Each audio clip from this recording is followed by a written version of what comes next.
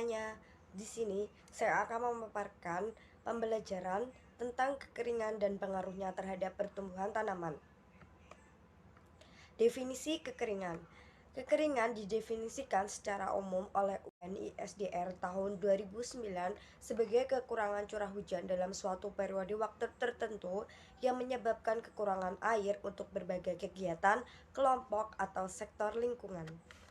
Selanjutnya ada penyebab kekeringan. Yang pertama dari faktor meteorologi yang merupakan perbedaan presipitasi dari kondisi normal pada periode tertentu yang mempengaruhi iklim wilayah tertentu. Yang kedua ada faktor hidrologi, yaitu penjarahan hutan sehingga daerah tangkapan air di hutan semakin berkurang dan menyebabkan bertambahnya koefisien runoff dan berkurangnya resapan air di dalam tanah. Yang ketiga, ada faktor agronomi yang dipengaruhi oleh pola tanam sebagai dasar perhitungan kebutuhan air. Yang keempat, ada faktor prasarana sumber daya air, yaitu meningkatnya kebutuhan air untuk irigasi, air minum, industri, rumah tangga, dan berbagai keperluan lainnya yang diperlukan ketersediaan air yang banyak pula. Selanjutnya ada faktor penegakan hukum. Kurangnya kesadaran masyarakat atau aparat dan belum terlaksananya penegakan hukum secara tegas untuk yang dapat mengakibatkan konflik kekeringan, yaitu pencurian air atau perusakan sarana dan prasarana penunjang sumber daya air. Selanjutnya ada faktor sosial ekonomi, yaitu tingkat sosial ekonomi di sekitar sumber air yang mempengaruhi tingkat partisipasi pelestarian sumber daya air dan lingkungannya. Selanjutnya ada jenis kekeringan, yaitu ada kekeringan alamiah, ada kekeringan sosial ekonomi.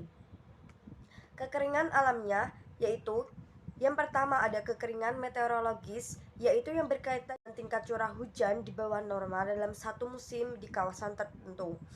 Yang kedua ada kekeringan hidrologis yang berkaitan tentang kekurangan pasokan air di permukaan dan air tanah. Yang ketiga ada kekeringan agronomis yang berhubungan dengan berkurangnya lengas tanah sehingga mampu memenuhi kebutuhan tanaman dalam periode waktu tertentu. Selanjutnya ada kekeringan sosial ekonomi yang berkaitan dengan kondisi di mana pasokan komoditi ekonomi kurang yang menyebabkan terjadinya kekeringan. Akibat perilaku manusia, yaitu yang pertama ada kebutuhan air lebih besar daripada pasokan yang direncanakan akibat ketatanan pengguna terhadap pola tanam atau pola penggunaan air. Yang kedua, ada kerusakan kawasan tangkapan air dan sumber air akibat perbuatan manusia.